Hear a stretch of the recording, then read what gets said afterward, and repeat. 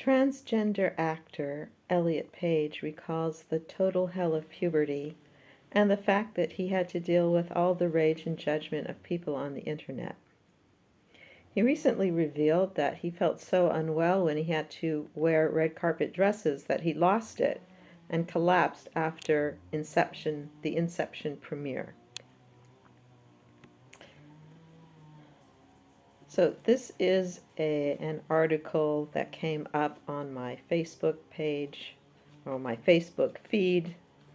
It's called 12 Up, and I wrote a comment, and what I want to do is to share the responses that I got back so that you will see the types of arguments that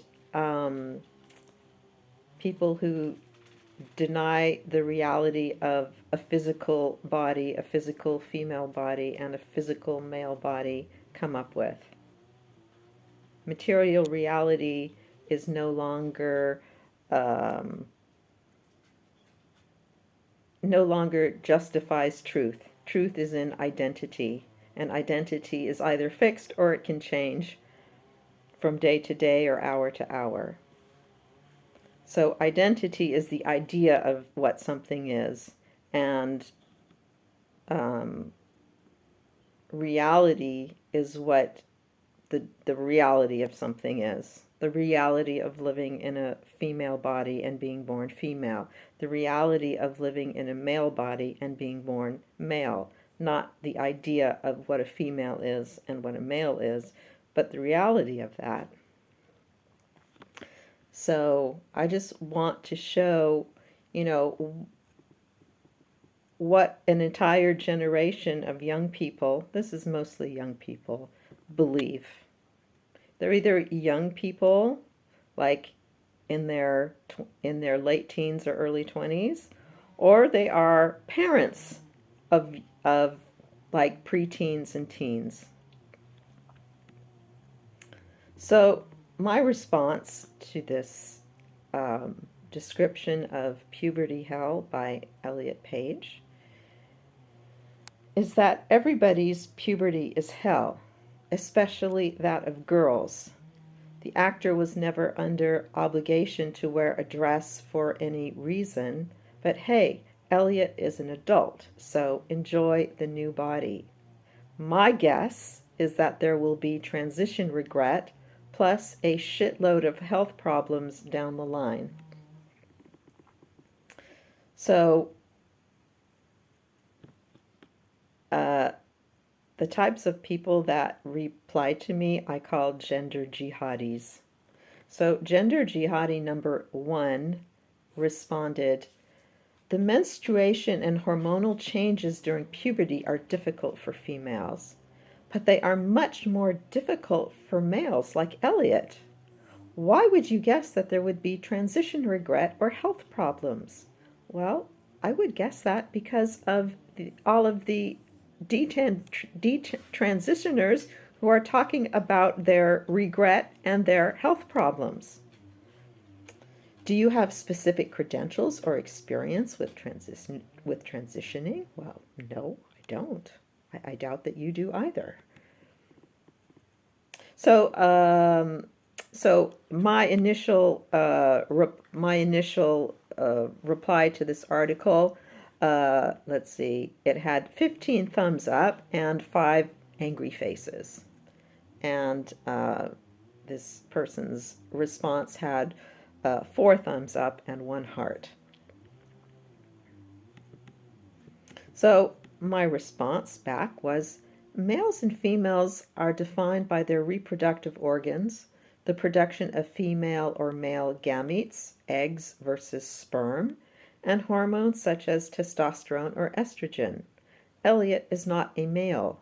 Elliot is a female who, for some reason, feels more comfortable presenting as a male and has had medical procedures to appear more masculine. I don't know if Elliot takes testosterone or not, but if so, it wreaks havoc on a female body, making it postmenopausal early in life. As does taking estrogen on a male body, causing osteoporosis early in life. Elliot was a lesbian before transitioning. Most female transitioners turn out to be lesbians or young women with autism who got dragged into this gender identity scam without having had the opportunity to examine why they felt dysphoric. And I want to talk a little more about that because there is no model there is no psychological model that you can have except affirmation. So if somebody says, I don't feel right in my body, you affirm that they have a gender identity, no matter, you know, what other things might be going on. They might be, this person might be a lesbian and not know what's going on. This person just may have body dysphoria, like all teenagers have body dysphoria. This person may be gender nonconforming and feels that they don't fit in. It doesn't mean that they are a member of the opposite sex, but that is what they are being told. And anybody that says, well, why don't we talk about this? Why don't we dive into this a little and talk about why you feel this way? These people are called conversion therapists. They are accused of conversion therapy, like the type of conversion therapy that gay men used to go through. Talking about why you feel the way you do is considered conversion therapy, and it is almost outlawed. The only type of therapy that is being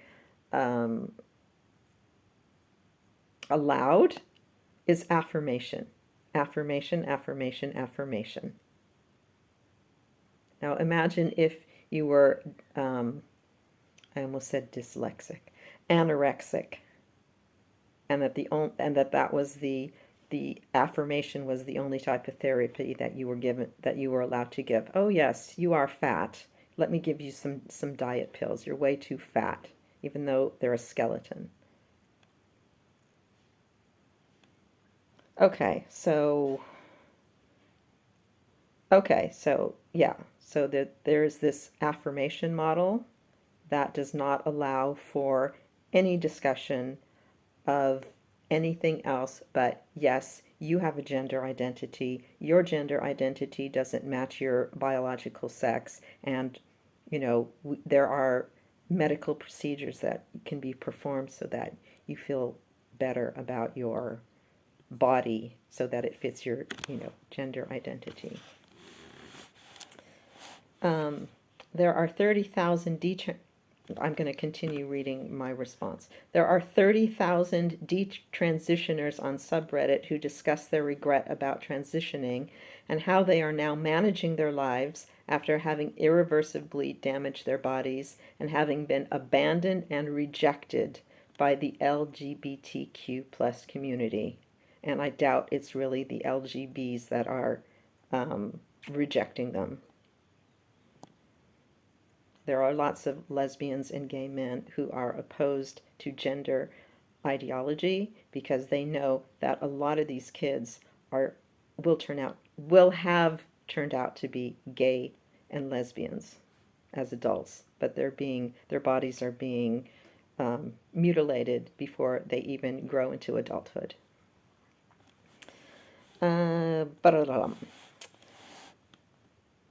There's also the question of romantic partners. Elliot was a lesbian, but is now supposedly a straight man. Other lesbians are not likely to be interested in someone identifying as a man. And straight women are not likely to be interested in someone who is biologically female. So what does this leave? A partner who, like Elliot, has rejected her female body and now identifies as a man? This would mean that Elliot would be living as a gay man. What a tangled web of lies and reality denial people's lives become. It would be so nice to be able to live in a society where adults could live their best lives without lying about reality and forcing others in society to accept their lie. So my response had 8 thumbs up, 2 hearts, and 1 angry face emoji. Okay, but the conversation continues. So the response back to me by the same person is, so you are basing your assumptions that he will have regrets or health problems on experiences that a very small percentage of people have had. There's a potential for any person to have health problems from taking medication or having a procedure done. Well, that's true, but normally people take medication to replace something that their body needs, but for some medical reason can't produce. But women's bodies don't produce testosterone, at least not in great levels. And adding testosterone to a female body does wreak havoc on it. Or having a procedure done. Yeah, you can have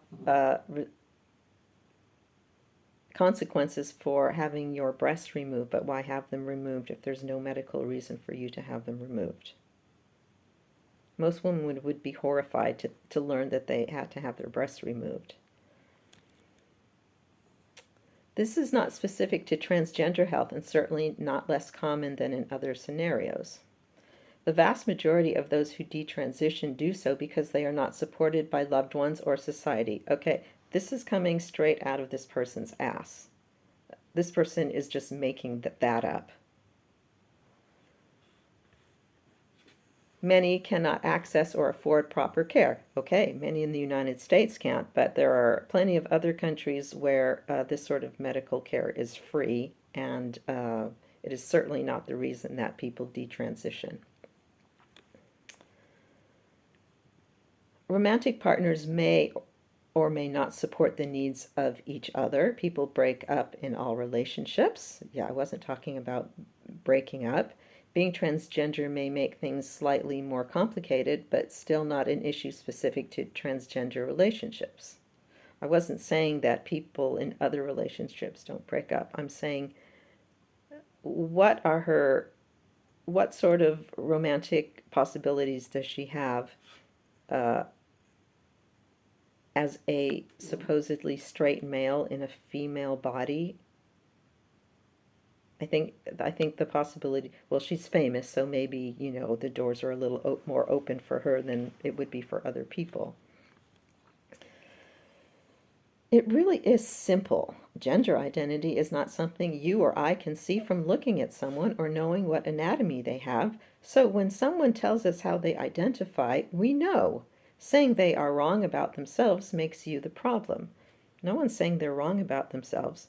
What we're saying is that if you're a woman, you're not a man. And if you're a man, you're not a woman. That's just a fact. Okay, so this person, oops, I'm not getting the numbers of thumbs ups and thumbs downs and angry faces. I think because, okay, so there were 3 thumbs up, 1 heart, and 1 angry face. At this point, a second gender jihadi jumps in and is upset about my biologically reductionist definition of male and female, and says, that is how men and women are defined? Interesting. There are plenty of people who wouldn't fall into either category then. I get to that later. I'm still in conversation with gender jihadi number 1. So my response is, first of all, male and female, man and woman, boy and girl are not identities. They are material, inalterable facts. Female is not who I am. It is what I am. My father gave me an X chromosome and not a Y. Therefore, I ended up female. There's no such thing as a girl brain and a boy brain. There's no such thing as a woman or a lesbian with a penis. And the existence of a gender identity is simply a statement of faith, or brainwashing, but not of material reality. And then I requote what she told me about the vast majority of those who detransition do so because they are not supported by loved ones or society. No, bullshit. They do so because they realize that all the hormones and operations didn't fix anything, and they are left broken and damaged. They are called traitors by the trans and queer community. The love bombing abruptly ends, and they are blacklisted. Now, grown-ups can do whatever they want. If they want to alter their bodies with operations and inject their bodies with hormones, that is their own business. But I should not have to pretend that they have somehow miraculously changed from a man to a woman or vice versa. Nor should I be compelled to use language which reflects this alternative reality. Mark my words, within 10 years, this whole movement will collapse under the weight of its own bullshit and will be responsible for erasing an entire generation of young gays and lesbians. So my comment got 3 thumbs up and 1 angry face emoji. Okay, so this person responds back to me. I can't see your chromosomes or anatomy. Oh, really? You can't see my anatomy? If I'm in front of you, you can't see my anatomy? So how am I supposed to know? Do I just trust what you say about yourself? No. You trust what you see. What if you are born intersex or undetermined? Wait, we'll get to that later. Do I have to interview everyone I meet about their genitalia? Or can I just trust what they tell me to be true? Well, you can trust them. You can trust what they tell you to be true if what they say lines up with material reality. What does my genitalia matter to you? It doesn't. What threat do I pose if my genitalia is different from yours? Yeah, if you're a male in a female space where females are vulnerable, yeah, it might pose a threat. I might feel uncomfortable. I might feel threatened, which is why single-sex spaces exist in the first place. You have discomfort with these ideas because as a child you were not taught that differences exist. No, as a child I observed that differences do exist. That's why I can pretty much clock a guy or a chick if I see one.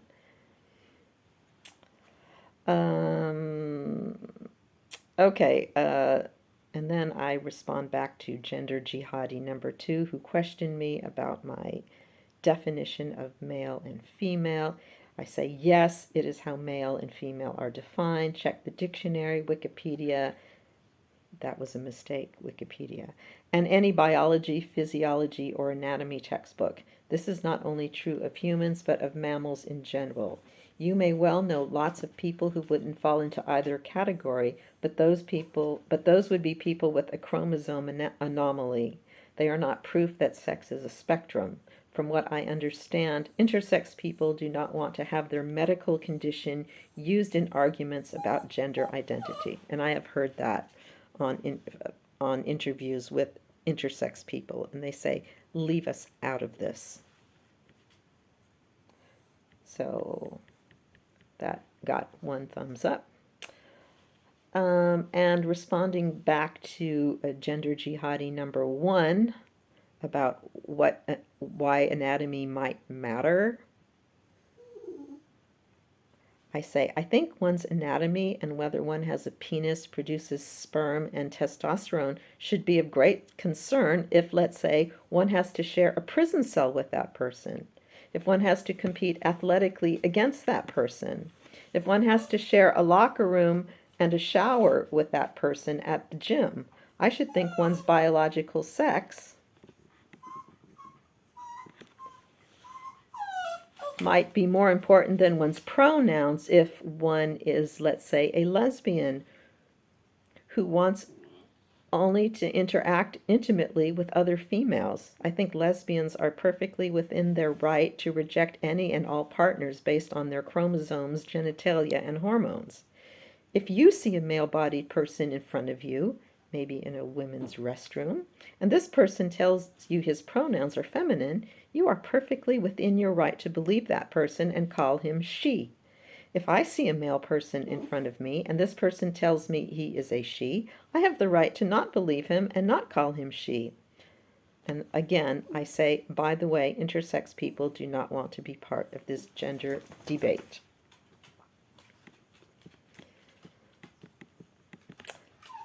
And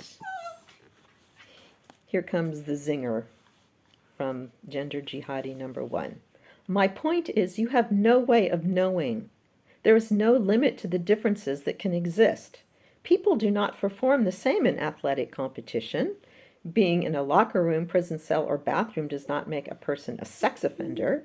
If you see a male person in front of you, if you are not asking, then you can only assume based on physical characteristics that are different for everyone. They're not that different for everyone. Male characteristics and female characteristics don't have they don't have 100% overlap, let's say. If I see a person in front of me, I assume they are a person. Well, that's nice. Okay, and my response back is not being able to differentiate between male persons and female persons based on physical characteristics must be a new phenomenon. I have always been able to determine with incredible accuracy the biological sex of the person in front of me, all this without requiring blood work or a genital check. And I have been able to perform this apparently wondrous feat since early childhood. As for people not performing the same in athletic competition, you're right. William Thomas performed quite poorly swimming as a man, but as Leah broke records swimming as a woman. Craig Telfer ranked 200th competing in men's hurdles, but as Cece won first place in the women's division. So I couldn't agree more that people perform differently, even when those people are one and the same person. And while a male prisoner who identifies as a female prisoner doesn't automatically mean that person is a sex offender, it is often the convicted sex offenders who identify as female in order to get into women's prisons. Women, that is, actual females, are harassed, intimidated, sexually aggressed, and now 2 are confirmed pregnant. In California, female prisoners are being given condoms to prevent pregnancy from trans inmates and are punished if they don't pretend these men are women. Yes, Oscar, that's my dog. But you go on believing in this fantasy world of yours where identity is real and true and innate, but is also fluid and changeable, and biology is just an old wives' tale recounted in AOL chat rooms via modem. So that remark got 2 thumbs up, 1 heart, and 1 angry face.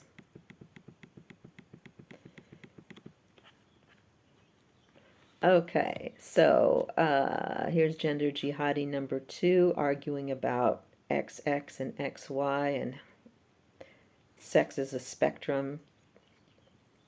The fact that you told me to check with Wikipedia and the dictionary, ... As much fun as I'm sure that side rant was for you, my specific issue was with your definition. But those certainly are all words. And then some other person jumps in and says, clap, clap, clap, clap, clap, you said my words to me. So somebody had the guts to agree with me. And then I sent Gender Jihadi number 2 a satirical dictionary where all of the words are defined circularly, meaning aardvark, noun, anything that identifies as an aardvark; abacus, noun, anything that identifies as an abacus; abattoir, noun, anything that identifies as an abattoir. Okay, and then I thanked the person who was giving me some clapping emojis, and I said, thanks, somebody has to push back against this form of science and reality denial. Gender Jihadi Number 2 comes at me. Actual science is found in scientific publications, not Wiki or Webster. Well, certainly not Wiki. And then she attaches an article from Scientific American, which is called Sex Redefined, The Idea of Two Sexes is Oversimplistic. Well, the article talks about people with chromosome anomalies, that is, people who are defined as intersex. And again, that is like being born with one kidney or one brown eye and one blue eye, you know, whatever. It's not the norm, it's the exception. And it has nothing to do with males being defined as XY and females being defined as XX. It talks about people that have differences in their chromosomes, and then have differences in how that manifests in their sexual apparatus. And I respond saying, interesting, but this seems to be talking more about people with sex chromosome anomalies than the idea that an XX chromosome female who produces eggs and estrogen can get a few medical procedures turning a she into a he.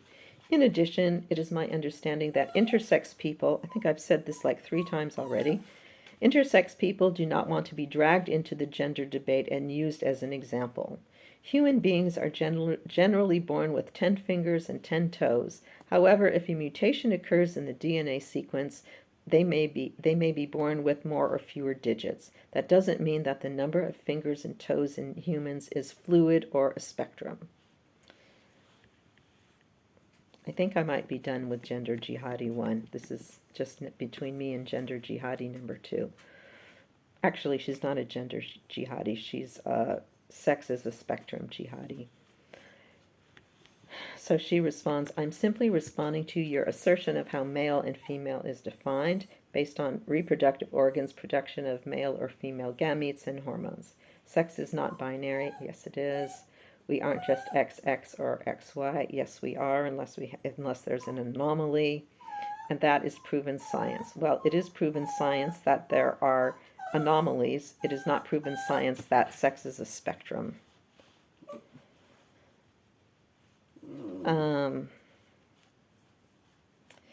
It is very complex and hard to keep up with since we discover so much so quickly. That is why I readily state that I only have a tiny bit of understanding on these topics despite reading and trying to keep up. And yes, intersex and trans are not the same, thank you very much, and are often conflated in discussions when they should not be. I agree. So I throw a bone out and I say, I acknowledge that intersex people exist and that forcing them into one category or another, excuse me, but my dog is driving me nuts. Oscar, come say hello. Show everyone who's being a bad boy here. You're being a bad boy. You know that? A nuisance. Allez.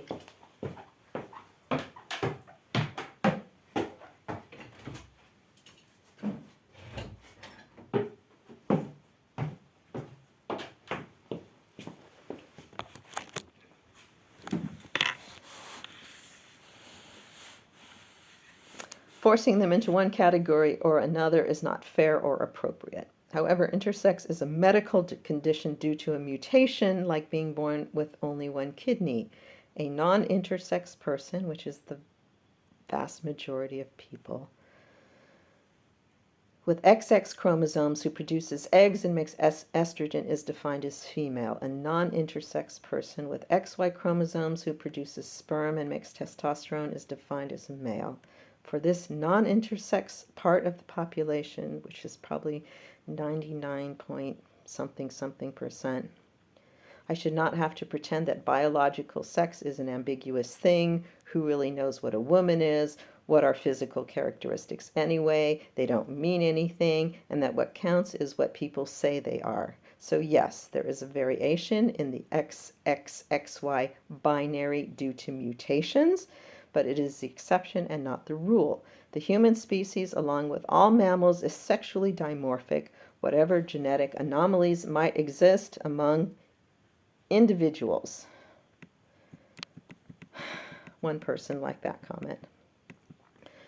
There was some dude that jumped into this conversation, and I have all these responses to him, but apparently he pulled his comments. So all I have are my responses, but I don't have his input, so I'm just going to skip that for now.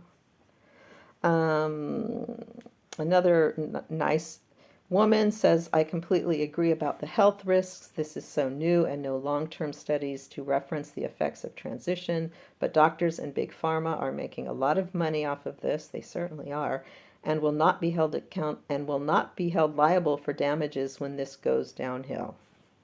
Let's hope that that's not true. Let's hope they're held accountable.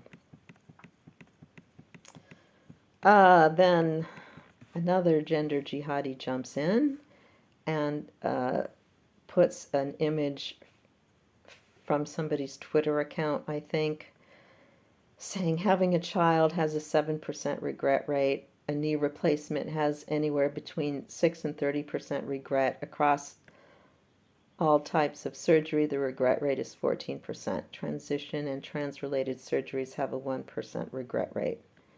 This isn't from a scientific anything. This is just from somebody who posted it on Twitter named Aster. So I tell this third gender jihadi, just give it some time. Gender clinics do not follow up on detransitioners, so very little data is collected on them. But go ahead and take the word of this Aster person. I predict that within 10 years, this whole movement will end with much pulling of hair and gnashing of teeth. All those who are so enthusiastically cheerleading it today will one day claim that they never really supported it, that they were misled, blah, blah, blah. In addition, whether people are happy with their transition or not, they are not actually changing from male to female or vice versa. And I should not be compelled to see them as the opposite sex or use language which refers to them as if they were. And then I'm going to share this with you. I get this. She sends me a GIF of Neil deGrasse Tyson saying, "Totally wrong." And then I respond back, I wish I hadn't. Does Neil deGrasse Tyson really believe in gender identity? I bet he doesn't. I certainly hope you have better arguments than a GIF. Like I said, give it 10 years. Why 10 years? What about people who had gender confirming procedures 20 years ago, 30, 100? Because 20 years ago, 30 years ago, and 100, there were just a handful, and they were all men. The first trans procedure was in 1917. Yeah, that was one procedure 100 years ago, and it was one man, and he was probably someone in his 40s. Not like the truckloads of adolescents and young adults doing it today. Unless you can provide quantitative evidence and specific long-term studies, your voice means nothing in this discourse. And here's Tyson believing in gender identity. And indeed, this person sends me a YouTube link where Neil deGrasse Tyson shuts down Ben Shapiro. I mean, I'm glad anytime anybody can shut down Ben Shapiro, but on this issue, a scientist who says that there are such things as gender identities, and I think that this is even about athletes, trans athletes. Yeah, they lose my respect very quickly. A scientist who says a trans athlete, a male trans athlete is no different from a female athlete. Sorry, you are no longer held in high regard. And so I thanked this person. I said, well, I learned something new. Thank you for that video. I would have never guessed this argument from a scientist. And I added, as for gender surgery, lobotomies used to be quite the rage too. Now it is considered a shameful practice. Okay, we're getting close to the end. We're getting close to the end here.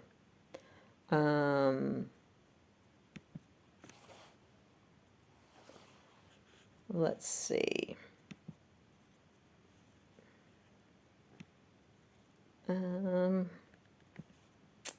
I jump into some. Those are all the responses that came to me directly, but I did jump into a couple other responses. Um, ah,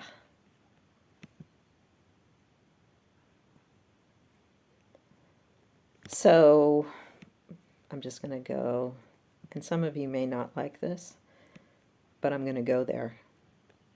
Somebody says, so somebody asks one of these commenters, what makes a man a man? And the response, as one might expect from one of these gender nuts, is if he says he is. Man is a gender term, not a biological one, such as male and female. That's actually bullshit. That is when transactivism takes a hold of language and changes its meaning. Man has never been just a term that meant gender identity or gender stereotypes. Man has always been biological male, woman has always been biological female. That is a recent phenomenon, and it's called language capture. When somebody captures words that have common meanings to people and changes those meanings and pretends that those meanings are always existed, and that's just not true. Okay, man is a gendered term, not a biological one, such as male and female. Arguing that someone is or isn't a man is futile because only the person can tell you who they are. N'importe quoi. That's French for what a load of rubbish. If someone lives their life as a man, experiences the world the way a man does, how the hell would a woman know how a man experiences the world? And how the hell would a man know how a woman experiences the world? They don't. They can't. They just have their idea.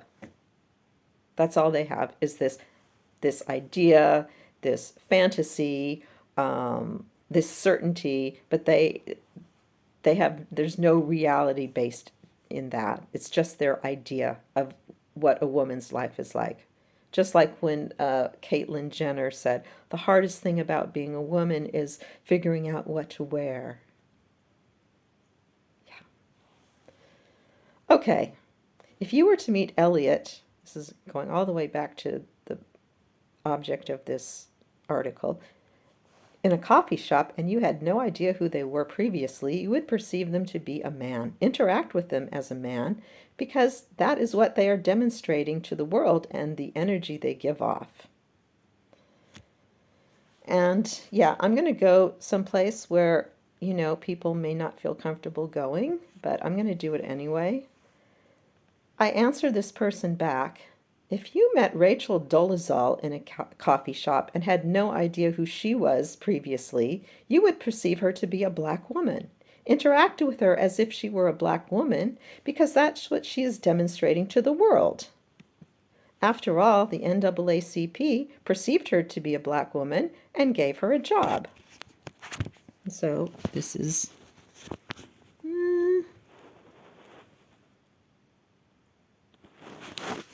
And yes, I went there. Because gender identities are just as ridiculous as racial identities. You can't identify into and out of a race. You can't identify into and out of a biological sex. If you want to live as presenting as the opposite sex, go ahead. You're an adult. You have the right to do that. But your identity is not based in physical reality. So please stop piling on other people and trying to get laws passed and policy passed that makes it practically illegal for someone to name reality. Rachel Dolezal is a white woman. Caitlyn Jenner is a man. Elliot Page is a female. And they are free to live their lives as adults however they want, and I wish them the best, their best lives. But we have a right to name reality. Women must be able to name reality. Anytime you change the word in government or social policy from, you change it from sex to gender, women and girls lose the right to argue for their protection on the basis of their biological sex. And I do want to share one last thing. This is somebody who commented. This is the mother of an adolescent. And she says, "My son is going through it now. He is 14. He had to go through female puberty and now is going through male puberty." You know what that means? That means at the age of 14, maybe younger, this mother put her daughter on testosterone. Something that will, within 10 years, will cause this young woman to go into menopause. It gets worse. And he is going through male puberty, okay? He is patiently waiting for top surgery so he can feel better physically. I am happy he has role models like you. So this mother is not only encouraging this adolescent girl's delusions about the idea that you can change sex or gender or whatever. You can't. It is a scientific fact that most adolescents who have gender dysphoria, by the time they go through puberty, they don't have it at the end of puberty. By the time they're in their 20s, they have gone through that phase and left it behind. And they probably will grow up to be healthy, gender nonconforming adults or lesbian or gay adults. But they will have all their parts intact. And they won't have their health destroyed. So, I was going to be very, very, very nasty with this person, but I decided not to be. So, I said, please, before you continue down this path, please watch with your teenager the videos created by the YouTuber called The Honesty Project. She is a Finnish, from Finland, detransitioner. She has lost everything, her female voice, her breasts, and her uterus. And she is brokenhearted and angry as hell. So that's what I want to share with you today. And voila. I hope you enjoyed it. I hope you got something out of it. Please leave a comment if you have additional information or if you think I got something wrong. Please let me know. Bye.